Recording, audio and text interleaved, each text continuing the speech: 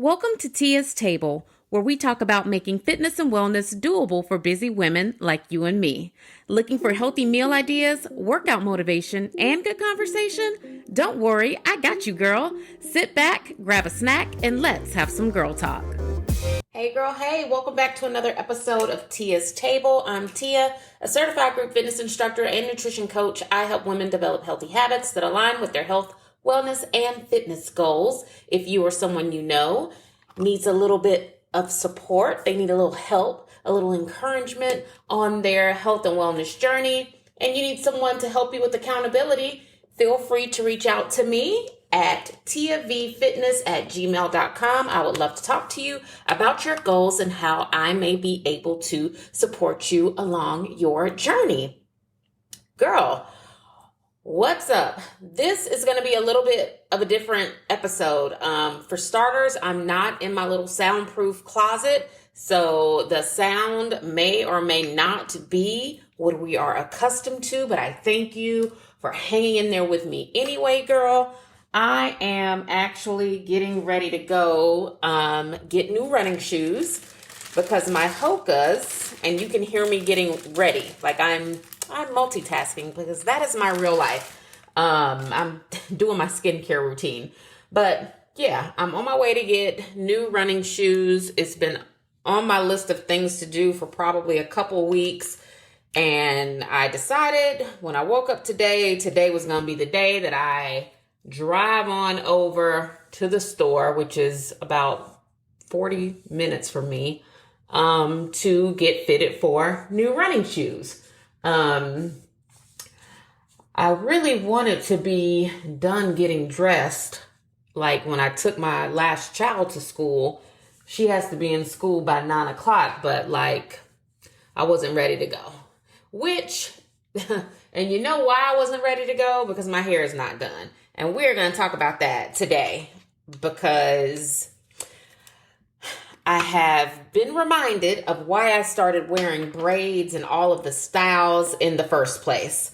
So let's get into that. But before we do, let's talk about what I have been eating lately that I feel like everybody else should at least try one time, which is nothing new.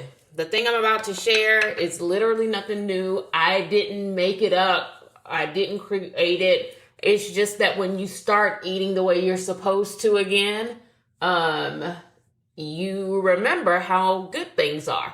And this is something that I hadn't been eating, I would say, for a while.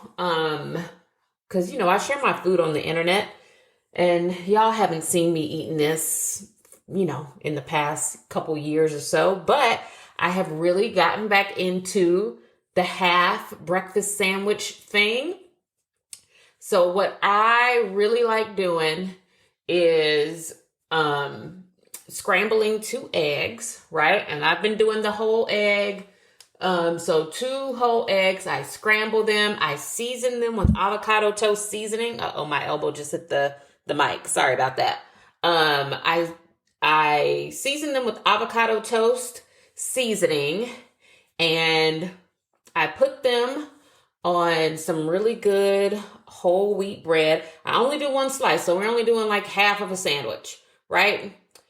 And then underneath the eggs, though, I've been doing either guacamole or apricot jam, and then I sprinkle red pepper flakes on top of the apricot jam for like that sweet and spicy feel.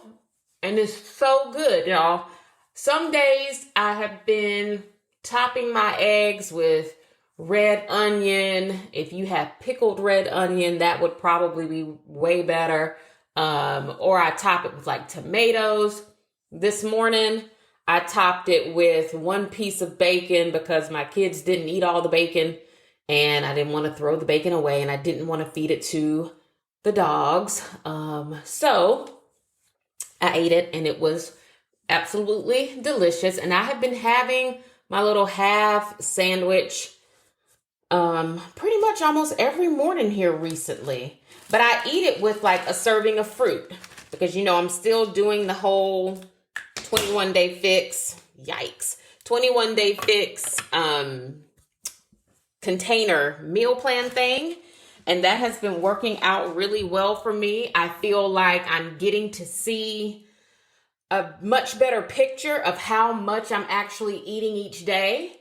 And there are days where at the end of the day, I have not eaten all of those containers, but I'm getting a much better view at my eating using the containers. So I've been doing my best to get all the containers in. Once I'm consistently getting in the allotted amount, I might start eating a little bit more protein every day, just based on my macros. I just want to make sure I'm getting protein in, like enough of it in. And I think just adding one more serving of protein would like get me to where I'm supposed to go. So yeah, so nothing too new with food. I'm still, hanging in there, trying to eat what I know I'm supposed to in order to see results. And some days I feel like really bloated and gross, like nothing is working. And then some days I feel like super lean and cut and amazing, like everything happens to be working, or at least in that day, it happens to be working. So we shall see how we continue to progress through the program. The workouts for 21 Day Fix, though, have been much harder than what I remember. And that could be because I was just so young when I did it. Well, I wasn't so young. I was in my 30s. But it could be that I was just younger and maybe in better shape. I don't know. I would like to think that I'm in actual better shape now, but I don't know. Youth always has a way of giving you a leg up. So don't know. But I do feel like when I'm doing the workouts, I'm like, dang, this is a lot harder than what I remember it being. Or maybe it was hard the first time I did it and I had just completely forgotten about that. So, but needless to say, like I have been feeling those workouts. Like I feel sore. I feel super tired and drained at the end of the day when it's time to go to bed. Like I'm feeling the workouts. So that is my update on 21 Day Fix and the food and all of it. I know I said on Instagram that we would do like a part 2 to the last call about that. But once I went back and listened to that episode, I felt like I said all that there needed to be said about that. So we're going to push through, because one thing that I know I did not talk to anybody about on the last call was my hair. I know I said I was going to talk about it, and then I didn't. And then I had a phone call yesterday with a friend, and we were like catching up, and we spent a lot of our time on the phone yesterday talking about hair. And so I was like, oh, let me follow up with the girls about this too, because, the feedback of it all. I enjoy getting multiple people's opinions. Not that I do what anyone says, but I do think about perspectives, right? And so one friend of mine who has beautiful sister locks, we chatted about it very briefly, and she was like, yeah, I always think that just cutting your hair off is the way to go. So let's backtrack first. As I told you guys, I feel like I've had an extreme shedding to my hair. Like it's not as thick as it used to be. And just looking at it, like I'm playing in my hair right now because I'm about to do it really quick. Looking at my hair right now, I can tell that if I were to cut my hair, that would probably be the quickest way for me to get it to grow back in, right? And we know that based on everything we all know about hair, if it's if it needs to be trimmed, or you're having any type of issue with it growing or whatever, cut it and it will grow, right? Let's talk about why I don't want to cut my hair. I don't want to cut my hair because I feel like I have been down that road before, right? I feel like I've done the big chops. I feel like I've done a big chop several times already. Like I've had several eras of pixie cuts and short hair and whatever. And at this point where I'm at right now in life, I'm like, no, I don't want to have short hair because short hair doesn't go with all my outfits. And I know that's bad to say, but it's the God honest truth. I'm like, it doesn't go with all my outfits. I've been down the short hair road before. Not that I disliked it, but I just don't feel like going down that road again. So I'm not sure where that leaves me. I was looking on TikTok. I'm filling my water bottle with water. I was looking on TikTok for ideas about, healthy hair journey and what all I could do that did not include a big chop.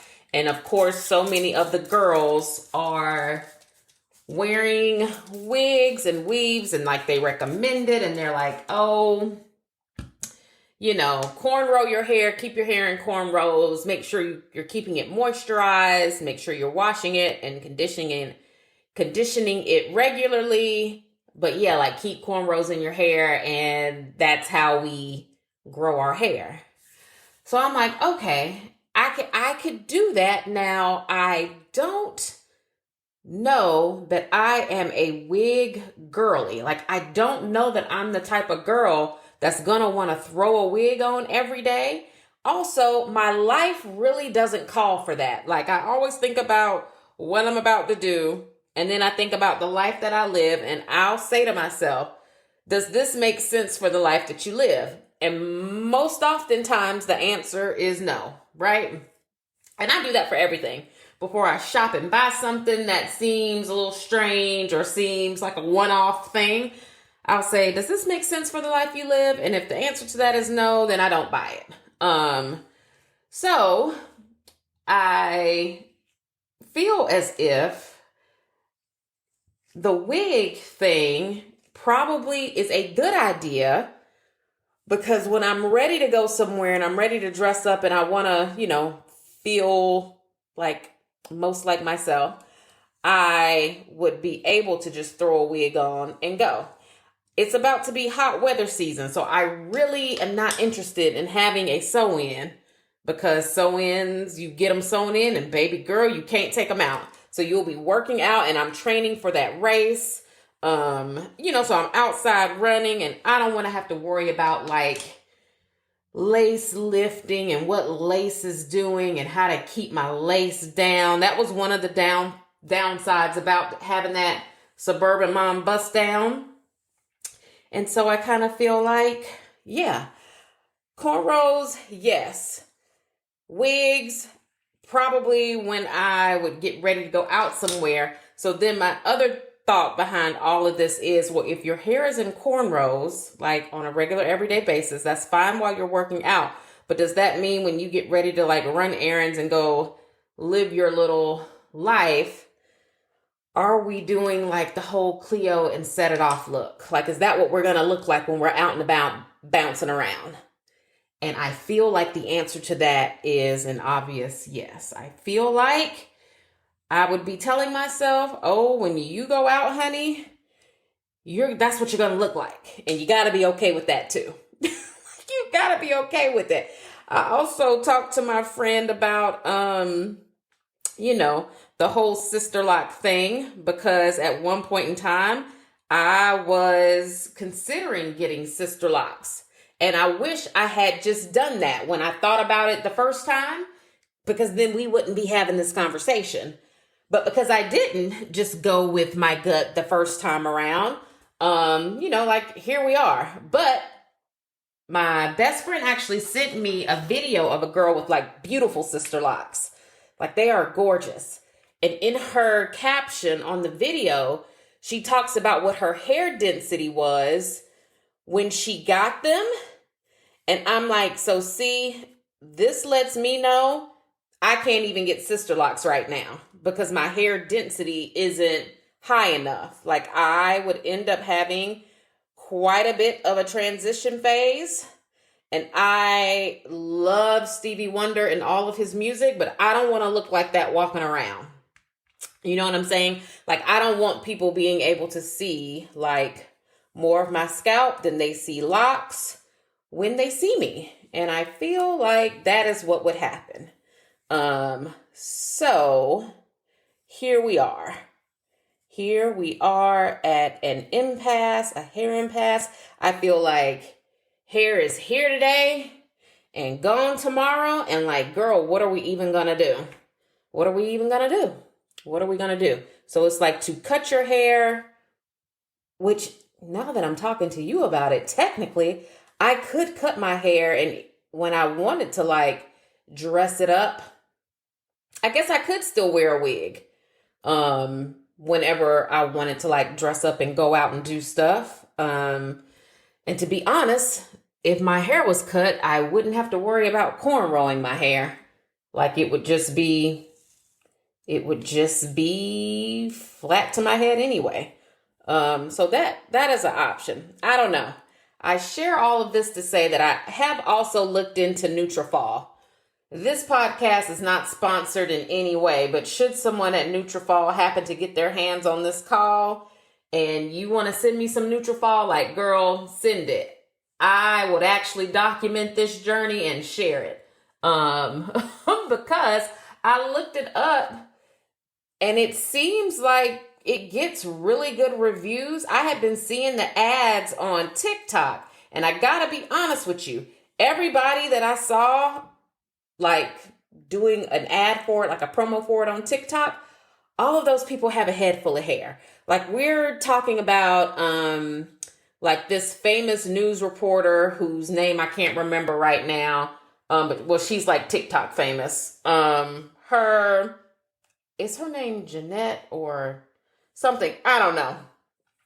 Then we saw Tamara Mowry, the twin, talking about it. And I'm just like, ooh, but Tamara, you have had hair ever since we've known you. So I don't know how much of, a good spokesperson you are for this, because I don't know that you have ever even needed what these people are offering the marketplace. But the reviews on Amazon were really good for it. And I think it had like over 20-something thousand reviews. And, the majority of them were really good. So Nutrafol is like $88. I think it was $88 for a pack of it or like a bottle of it. And that's not an issue for me. I feel like if it works, I'm willing to do the $88. I think where Nutrafol loses me is that in these comments, people were talking about how the product gave them like really bad cystic acne. And so now I'm like, so am I trading in one problem for another one? Like, because I don't want to do that. Like I don't want to call myself correcting one issue by giving myself a whole nother one. And I feel like that is what I would be doing. Should that product give me acne? Because obviously I don't know which one is worse. I don't know if it's better to have thin hair, but like banging skin, or to have lots of hair, but, have your face like not be at its best. I feel like being a woman is also like the pits sometimes, because I literally never hear my husband talk about any of this stuff. I think when he finally decided to shave his head, like that was like a thing, but I ain't heard him say nothing else about it. Which he's aging really well, so that's probably why. But for me, I'm like, oh, the other issue I have with cutting off all of my hair is that fear of, well, girl, if you cut your hair right now at this age, how do we know? How do we know your hair is going to grow back? We don't know. Then you might be a pixie sister forever, like for the rest of your days. And no, sir, like, no, ma'am, no, sir. I don't wish to have super short hair like for the rest of my life. This is also a reminder for me. What did Janet say? Janet and Q-Tip, what did they say? You don't know what you got until it's gone. And when I had a head full of hair that was coily and just juicy and it was amazing, when I had it, I kept covering it up with all these styles, right? Now it's gone, and I realized that I never really needed to be doing all that other stuff anyway. So we learn, we live, we learn, like the good sis Alana says. You live, you learn. And I have learned that once this hair grows back out, I'm leaving it alone. So yeah, I have also considered trying Nutrafol. I just don't want it to break my hair out. And so see, now I'm trying to put this drawstring pony on, and I couldn't find the little opening for it. Why does this pony look like a Muppet Baby? It looks like the top of like a Muppet Baby. But anyway, yeah. Because this is what I don't like. I don't like the fact that when I say I need to go run errands, or I'm like, oh, I got to go do such and such, that I feel like I have to come do all of this just to be able to go somewhere. And technically, I could have worn a hat, but I washed my hair last night, right? Because we're trying to do all of the right hair care things. I washed my hair last night, and I blew it out. And while I have lost a lot of hair, I still have too much of it to be shoving it in a cap. Which is a blessing. You know, I appreciate what I do have left. I have too much of it to shove it up under a baseball cap. So I'm like, no, you're going to have to actually do something with it before you can go. So my little drawstring ponytails that I found on Amazon, I feel like are so clutch. But, you know, you actually have to do your hair, and as quiet as it's kept. I don't care. I don't care what anybody says. Nothing is better. And I'm sure girls with locks know this. Girls that wear their hair braided know this. Girls who use protective styles of all kinds know this. Nothing is better than waking up in the morning and your hair is already done. Like, you just take your bonnet off and go. Like, nothing is better than that. And I miss that. Like, this whole time that I've been living in a baseball cap, I'm like, ooh, this is reminding me about how just like good it is to wake up in the morning and not have to do any of this. You know, like it's good to not have to do any of this. So I'm on a little bit of a hair care journey. I really honestly don't need no more journeys. I really don't. But I am on a hair care journey. And so step one is me just trying to treat my own hair better. Phase two is going to be making a decision about which way to go next with my hair. And then I would assume step three would be like letting it grow out. But I'm interested in what other people may have done, like in a similar situation. If you have ever had to start a hair care journey over just due to your own negligence, what did you do? Did you cut your hair, or did you hold on to what you had and make the most out of it? Like, did you do the cornrow thing? What did you do to grow your hair back out? And if you call me or write me and tell me that you cut your hair, that you just did a big chop, I don't know, girl. I might just do it, because I definitely thought about it. I was like, oh, just do a big chop. You've done it more than once before. You can do it again. You can do it again, girl. You can do it, girl. And it's like, girl, I'm literally trying to put a bobby pin in my hair to secure this ponytail, and I can barely do that. This is the levels of where I'm at as a hair girl. That's why I'm like, ooh, me and my friend yesterday also talked about how no one talks about how challenging it is being natural. Like, people don't talk about that. Like, how you spend so much time and maybe money, energy on products and stuff, and then you do your hair and it does not even come out the way that you thought it would. And just how disappointing that is. And that's what I'm trying to avoid.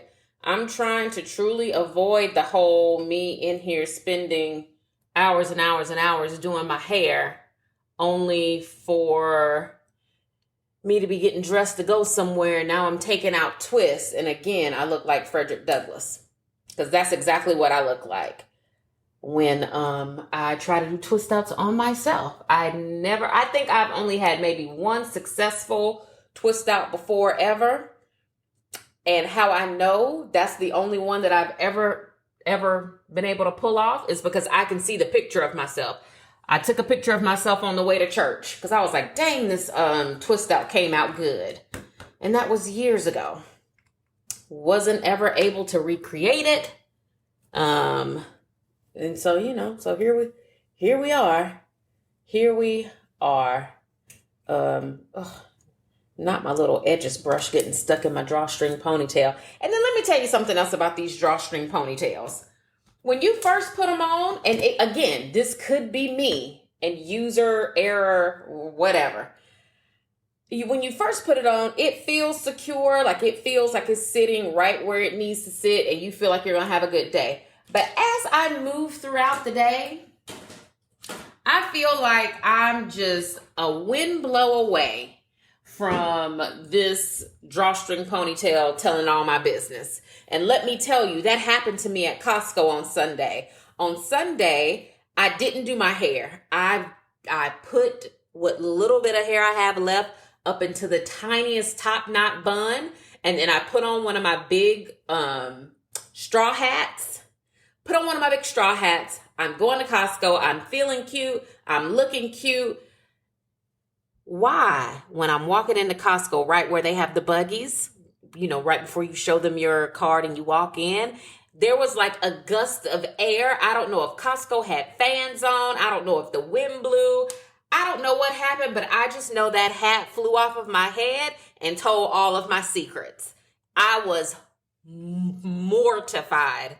Mortified probably isn't even like the best way to describe how I felt. But I was like, oh my gosh, now everybody knows that number one, I ain't got no hair. And then number two, what little bit of hair I do got, it wasn't even done. Like, yikes. It was a mess. It was a mess. Now I'm trying to fill in my eyebrows so I can go. I was gonna, I've been wearing a skin tint, which is basically like a SPF moisturizer with a little bit of like a skin tint to it. And I was gonna put some on today, but I'm like, no, because if I end up being really excited about these running shoes, I'm gonna wanna go run after I get my shoes. So let me just fill in some brows and go. This was probably a very noisy call, but getting ready to go is like a mess. And see, the other reason why I wanted to just be able to leave from school drop off and go to this place is because I would have been there now. They open at 10, so I would have been there by now. But now it's 10 o'clock and I'm just now leaving my house, which, I'm like, I gotta feel, before I go shopping, I gotta feel good. Gotta feel my best. And I didn't want to go looking like I didn't care about myself. I didn't want to go doing that. Oh, see, the little ponytail does a lot. I should just become a drawstring girl. I should just become a drawstring ponytail girl until I get this whole thing sorted out. It's probably what I should do. Because it doesn't look bad. It doesn't look bad. I think we're good. I'm going to spray on a little Saint Noir, you know. We were at the mall like a couple weekends ago, and I was in the food court getting me and my daughter something from like this Mediterranean restaurant in the mall, and the girl from behind the counter was like, "Oh my gosh, what perfume are you wearing? You smell so good." And I was like, "Oh, it's Saint Noir by Beyonce." And she was like, "Ooh," like she had no idea. And I'm like, "Oh yes, girls, get into it." People, I think just didn't want to like her perfume because they don't like her. But if you like the way honey smells, you will like Saint Noir, because it smells like really yummy honey, or honey is like the main fragrance that you get from it, like all of the things in the perfume. And I'm not a perfume girly, so I'm not even about to go into what the notes are, but the perfume smells like expensive honey, and it's soft and it's sweet and it's not floral, which I love because I'm not big on floral perfumes. I actually wear, fun fact, I actually prefer men's cologne over women's perfumes. So I actually wear, on a daily basis, I wear like a men's Valentino because it smells good on me. And when I mix it with my moisturizer, like I put my moisturizer on first, then I spray that, and it kind of like softens it a little bit, but it smells like so good. Nothing smells better than a man that smells good. So I like wearing men's cologne because I like to smell that all day. It relaxes me. Oh, I just dropped my eyebrow pencil. Hold on, girl. Yes, I had to get down and get that thing because I might not do all this other stuff every day, but eyebrows, I'm going to do. And then I'm going to do a little bit of this cheek color that I got before we went to Curacao. It's a Wet n Wild makeup stick in the color Blush, and it gives your skin like the faintest, peachiest looking like highlight, but it also looks natural, like you just got finished working out or doing something outside. So it doesn't even look like a highlight, but it gives your skin like a nice little sheen to whatever glow you have from your skincare.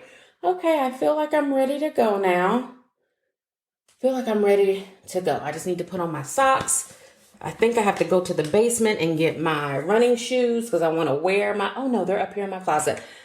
I'm going to wear my old shoes to this shopping trip so that they can see what I was wearing prior to this and hopefully get me fitted into something new. So, girl, I will call you back when I leave the store. Okay, girl, I'm back from the shoe store. Oh my goodness, right now I'm trying to open a little snack. Okay, and by snack, I mean I stopped in Whole Foods because it was right next to the shoe running store, and got lunch. I got a chicken Caesar wrap that ended up having grapes in it, which totally threw me off, and I picked the grapes out of it. And I also got like a lemon cucumber herb couscous salad. That's really good. I wish they would have put chicken in it and just served that as a entree, as a meal all by itself, but I don't know, that feels like a missed opportunity on their part. So that's in my refrigerator for later, and I'll add chicken to it. But as I was walking up to the front, they had little pieces of pie for $2. $2. And I couldn't help myself. I was like, oh, let me get myself a blueberry pie, a slice of blueberry pie, because how often is it that you find yourself in Whole Foods and the pie is $2. And you know it's going to be good. And it is good. Oh my goodness. One bite is all I need to know. Because this does not fit into none of those containers that I'm counting and eating from. But anyway, I get to the shoe store, walk in, immediately someone comes to help me. And she looks down at my feet. She sees I'm wearing Hoka's. She's like, do you want those same shoes? I'm like, girl, I don't know. I'm pretty open to trying whatever you suggest. But like, obviously, these Hoka's have been really good to me. I just need a new pair. So we sit down. She brings out a pair of shoes that were pinching my feet. And I'm like, no, that's not going to work. And then it's kind of like that Spider-Man meme where, well, no, not the Spider-Man meme, that other meme where like the people are just staring at each other. And I'm like, okay. So then she's like, well, is there anything else that you would like to try? And I'm like, well, yeah, I was like, I would like to try whatever we feel is going to work. I was like, can I get like properly fitted for shoes? And she was like, okay, you want to do the whole thing. And I said, girl, I just drove all the way from where I live. Let's just say, I was like, that was a smooth 50 minutes. I want the full experience. Whatever you do to people when they come in here, I want it because I just drove almost an hour to get it. So she puts me on the machine. She looks at my feet. She tells me like all these different things about my feet. And based on what she sees, then she goes in the back and she brings out a pair of Pumas. The Pumas felt great, but based on the sizing, I felt like one size was still kind of like pinching my feet, and then the larger size just felt really big. Like I felt like it was sliding off my foot on one foot. So I'm like, oh no, that's not going to work. What else do you have? And so we end up trying another pair of Hoka's. She was like, well, I'll let you try the updated version of the shoe that you wore in here.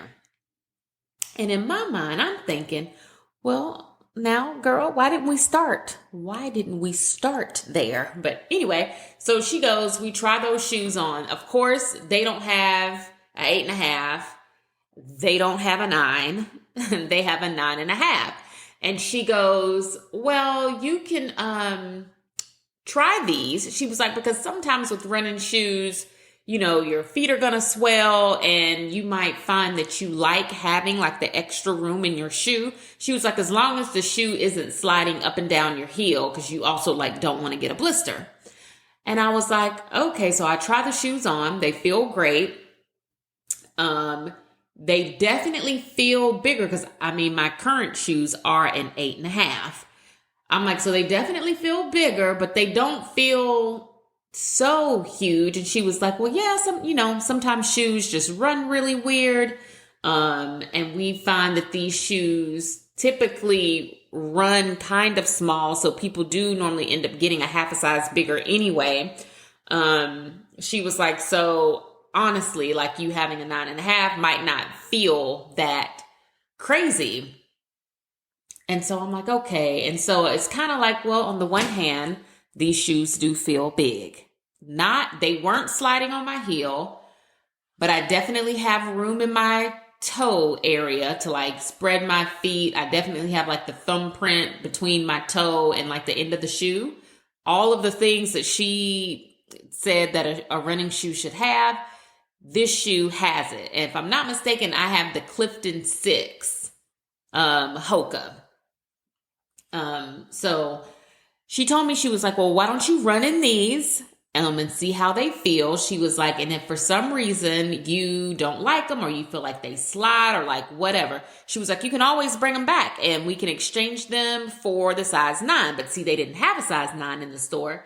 So they would have to get a size 9 from another store And then I'd have to like go back. And I said, okay, so see, this is what we're going to do. I said, because I'm not driving over here that many times. I said, if these end up not fitting, I will bring them back. And then whatever store has a 9, you can have them ship that shoe to my house. Because I like, girl, but I feel as if these are going to be okay. And what I actually might do is I might just go ahead and go online and order the shoes that I got today in the smaller size. Because if anything should happen while I'm running, I'm pretty sure it'll be like whatever discomfort I might experience, it'll probably be because that shoe is probably just too big. And by too big, I don't mean it's so big that I can't run in it. I just mean that it's probably going to rub my foot somewhere that I'm not used to a shoe rubbing it because of the extra space that's in the shoe. So I think that's what I'm going to do. I went ahead and bought the pair that she had today because, like I said, they felt fine in the store. With the little bit of running you get to do in the store, I feel like they felt fine. But I'm like, when I'm outside actually like running, hopefully the extra toe space doesn't cause me to like trip or anything like that. So we'll see, girl. We'll see. I think I'm always looking for a certain level of like customer service when I go into places like that. And she was very, very nice, very, very helpful, very knowledgeable. We talked about eating for running. We talked about like race day. And I mentioned to her like, oh, I might buy another pair of shoes. And she was like, well, if you get another pair of shoes, make sure you run in them before race day. And like, she was really nice. So, I kind of feel like our time got off to a bit of a strange start because I'm like, why didn't you offer to just fit me like from the beginning? Like, why were you trying to, it seems as if you were trying to cut a corner and just bring shoes out here and have me randomly trying on all these shoes. And like, girl, I'm not interested in doing that. I'm doing good to even be over here because it took me over a week to even muster up enough of an attitude to drive over here. So now that I'm here, I want give me the works. I want it all. We talked about socks and what socks are appropriate for running. She told me that the socks that I currently wear, the Nike Dry Fit socks, she said that they're not actually dry fit. She was like, because they're made out of cotton. And she was like, and you don't want to run in cotton socks. You want to run in something, that's got, I want to say she said like wool and some type of elastane and something else in them, which I totally get that. But I also feel like I exclusively only work out and run in these Nike socks and my feet have never been wet. Like I have never taken my shoes off and felt like my feet were wet or like hot and sweaty. And I think that's because of the ventilation that's in the Nike Dry Fit sock. But to that point, she was just like, oh no. And she recommended socks that they had in there. I asked her about the socks that they have on the Lululemon site because I thought about buying some of those and trying them out. And she said she was not familiar with those. So she didn't have any tips for me there. But what she did say is that when you are someone who's trying to become a runner, because she said that everybody that works in that store is a runner. And she said, when you're trying to become a runner, like these are the most important things that you need to take into account while you're out there running. She was like, number one, definitely decide if you're a person who is a hydrated runner. She was like, do you want to run with water or run without? She was like, because sometimes the difference between you staying in the run and like stopping your run is you just wanting a sip of water. She was like, so decide if you want water while you're running. And if you do, she was like, you can either get one of those waistband bottle water holders, or water bottle holders, or you can get one of the vests that I guess you can fill the vest up with water and drink from a tube or something like that. They actually had some of those in there, but because my car ride back home was going to take me 50 minutes, I did not like look around at everything. But so she talked about that. She also said that it's very handy, or comes in very handy to have some sort of a snack with you while you're out running. She was like, because sometimes your sugar gets low and you just need a little pick-me-up. So she was like, you could get sugar tablets or some type of little snack, something that's gonna easily dissolve in your mouth. And she said, and sometimes that's the difference between finishing your run and maybe stopping a little bit earlier than what you had expected. But then she also said, most importantly, for people who are used to strength training, so people like me and you who lift weights, you go to the gym, whatever, she said people who train like that are so used to monitoring their protein and like their fats, and you know, you're always watching that because you're trying to develop muscle. She was like, people who run normally track their carbs more. She was like, because you want to make sure that you are eating carbs the night before you run. She was like, and if you're not able to eat them the night before you run, she was like, then certainly for breakfast, the morning that you're planning to run, you want to eat something before you go out there. She said, because you'll need that, you know, throughout your run. And she's absolutely right. Like your body is going to blow through all that glucose so quick. So in like my mind, as she was talking, I'm like, yeah, I could see that. If you had some carbs with your dinner and then you had some carbs with your breakfast the next morning, and then you carried like one of those sugar tablets or some sort of snack with you while you were out. She also mentioned those hydration packets. So the what are they called, you guys? I bought some at Costco. I have a million of them. Let me see, because I'm in my kitchen. Oh, yes, the liquid IV packets. So if you have like liquid IV packets that come with sugar or flavor or whatever in them, like those could be really good too. And she said that helps you. That, and of course, she said having a playlist that keeps you kind of motivated and going. So I feel like my time was well spent. It was definitely worth the drive.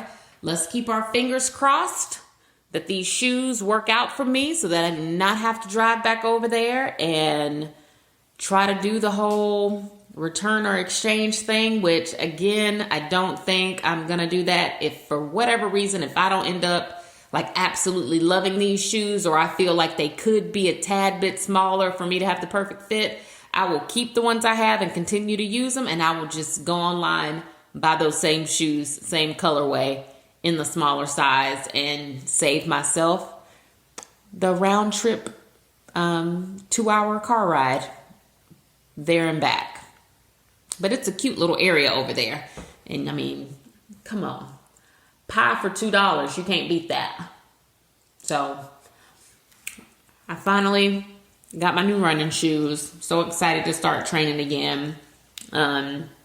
If you are preparing for a race or you're planning to start running a little bit more now that it's warming up outside and the weather is changing, definitely consider some of the tips that she gave me. I was happy to pass them along. I hope you guys found this episode to be, you know, a nice little jam session. As I know we covered a lot, but kind of nothing at the same time. And isn't that the best part about talking to your girlfriends on the phone? So anyway, next time you're out, compliment a woman, say something nice to her, make her day. Don't compete, don't compare, don't complain. What God has for you is for you. Never knock another woman's hustle. And I will talk to you all on the next episode of Tia's Table. Love you, girl. Bye.